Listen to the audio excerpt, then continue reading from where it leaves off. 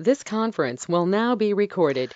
All right, so today is Thursday, October 10th, and as always, everything that we're going to be talking about today is for educational purposes only, and nothing is intended as any type of investment advice. All right, so not a ton that's going on this morning so far, but we definitely got some good stuff happening, just not really the prints that we need so far. So first thing I'm going to be looking at is PCG, and it's finally taken its hit. I know that Doug has been talking about the stock for God knows how long and waiting for that drop, and we finally got that catalyst to really get it going.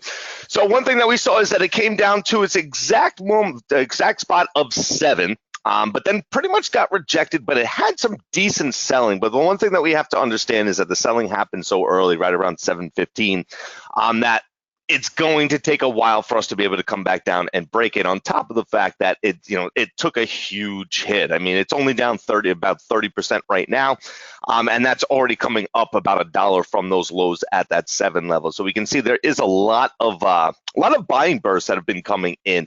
That 750 level, as we came down, you can see we did get some decent new selling. But overall, just a lot of covering. So if we continuously are going to see that, we're going to end up looking at this orb line right here, about that 825 level.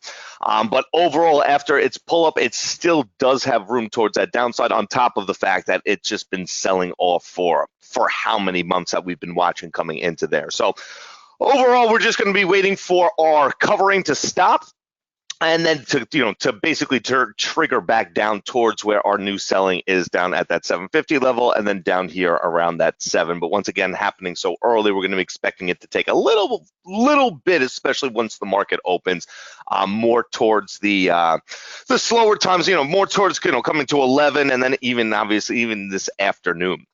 Next thing looking at is BBBY. So BBY, this is another one where it made a great move in the aftermarket, and overall a great, $2 here or there. So on average trades 51 cents. Obviously, we're going to be expecting a lot more than that. We can also see that this print line right here is very, very strong.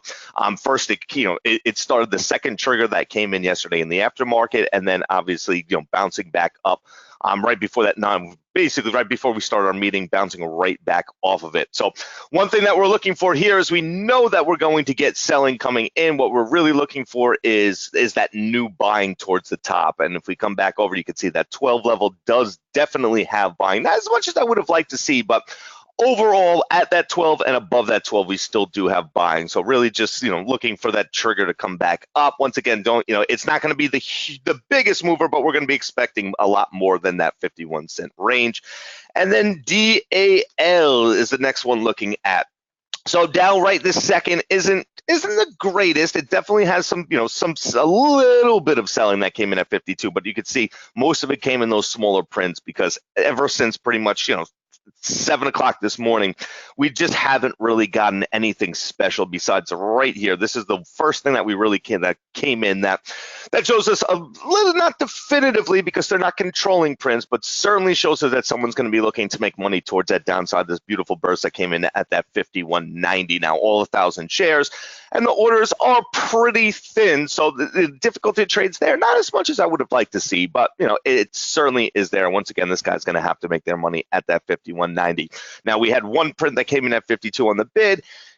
Can't really expect much of it, and obviously not going to base a game plan and or trade off of that. But overall, certainly, once again, shows that somebody's looking more towards that downside with this new selling. And other than that, I don't really see much else out there. Let's take a look at our scanners. Let's see if anything new has popped up.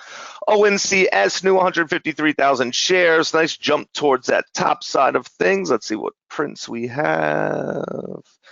All right, not as much as we would like to see, about around that 250 level, but we do have a little bit of buying that came in at 240 that we're pulling back from, and we do have one that came in at 250, which isn't going to really do much. More interested in that buying at that 240 level, but pulling back at this moment, we're going to be looking for it to kind of find that bottom. I really, once again, I would love to have seen a lot more prints that came in here, but no, unfortunately, especially even with the orders aren't that thin, so difficulty of trade isn't really even there either. So based off of what we have, it looks like we're going to pretty much die out, unless obviously we get that move towards that upside and start getting some new type of buying.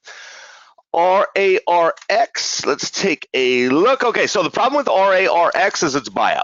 Okay, so I don't even need to look. I don't know the news, as you guys know. I don't look at the news when we go into our mornings. I really don't care. It's based off the prints. Otherwise, I get a little bit biased.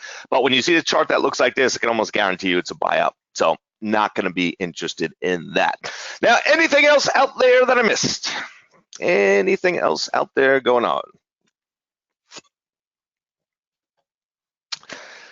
All right, I think that's it. So let's get ready for our morning. Remember, we have our silent day meeting is going to be at 1:30 with our afternoon meeting. So make sure you don't miss that. Other than that, I'll talk to everyone in the chat and happy trading.